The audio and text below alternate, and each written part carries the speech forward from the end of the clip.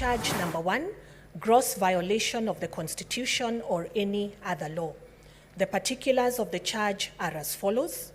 Whereas Article 179(4) vests Deputy Chief Executive power on the Deputy Governor, and whereas in consideration of the provisions of Article 10 and 73(1) A, 3, and 4 of the Constitution of Kenya 2010, insofar as it connotes the manner in which a state officer is expected to exercise assigned authority, Article 75(1) of the Constitution, as read with sections 8, 9, 10, 11, 24, 32, and 34 of the Leadership and Integrity Act 2012, and sections 9 and 11(1), 2A, 1C of the Public Officer Ethics Act, obligates a state officer to behave in all senses in a manner that is devoid of comprising public or official interest in favor of personal interest.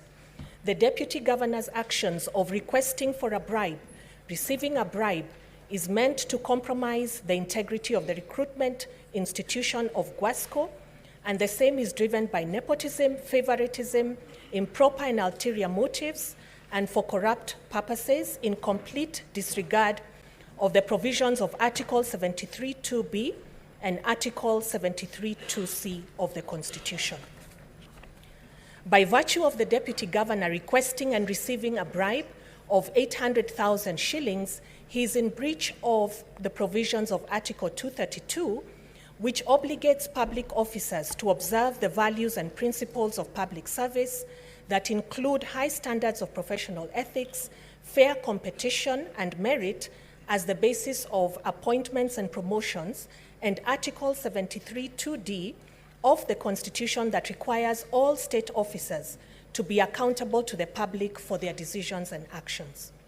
The Deputy Governor, Dr. Robert Onsare Monda, violated Articles 10, 73, 75, and 232 of the Constitution, which bind state officers while discharging their duties in offices inter alia.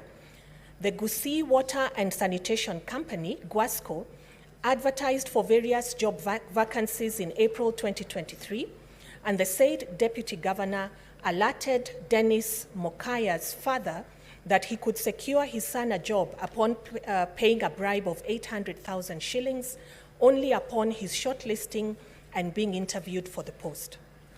The Deputy Governor used his office to improperly confer a benefit to himself when he solicited a sum of 800,000 shillings from one Dennis Mokaya and his family in the pretext of securing for him a job for the said post of Commercial Manager of GWASCO, an entity of the Kisii County Government. The Deputy Governor received a sum of Kenya shillings 799,000 through the M-Pesa platform as follows.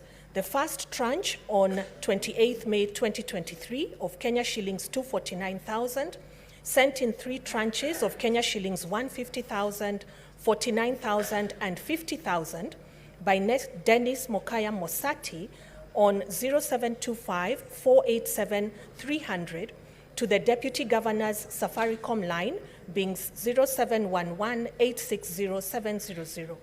The second one was Kenya shillings 260,000 to the Deputy Governor's Safaricom line being 0711-860-700, and the last tranche in the sum of Kenya shillings 300,000 was delivered to his offices in Kisii Stadium in cash.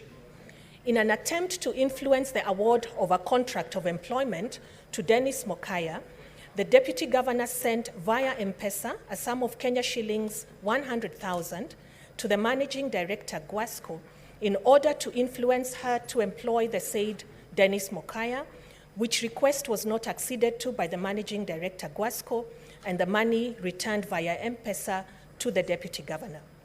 While realizing that the Deputy Chief Executive Authority vests in the Deputy Governor, was there need for the Deputy Governor to grease the palms of the Managing Director of GWASCO to give Dennis Mokaya the said post? Mr. Dennis Mokaya complained to the County Assembly to intervene in its oversight capacity. Mr. Dennis Mokaya thereafter registered a complaint and recorded a statement with EACC, and submitted, among other documents, the advertisement from Guasco on the vacant post to be filled, his letter of application for the job, the invitation letter from Guasco to attend the interview, and his M-Pesa statement for the month of May 2023, detailing the transfer of the Kenya shillings 249,000 to the Deputy Governor. Despite this huge payment made, Mr. Dennis Mokaya and his family never secured the job. On informing the Deputy Governor that he would be forced to make a formal complaint to the Anti-Corruption Commission on the matter, the latter threatened his life and his family. Consequently, it forced the former to go into hiding.